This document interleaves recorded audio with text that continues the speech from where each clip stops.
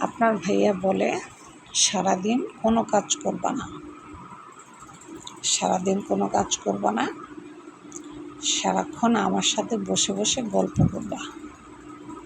আচ্ছা, আমি যদি সারাদিন আপনার ভাইয়ার সাথে বসে বসে গল্প করি, তাহলে আমার কাজগুলো কে করবে বলেন? আমার কাজগুলো কি আপনার ভাইয়া করবে? সে একটা কাজও করবে না। এখন তার কথা হইছে, তার কাছে আমি সারাক্ষণ বসে থাকবো আর তার সাথে গল্প করব, তার সাথে আড্ডা দিব, লুডো খেলবো, ঠিক আছে, দাবা খেলবো।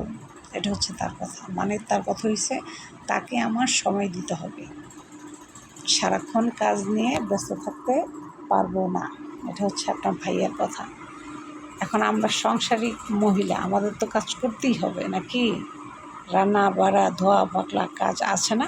কত কাজ আমাদের।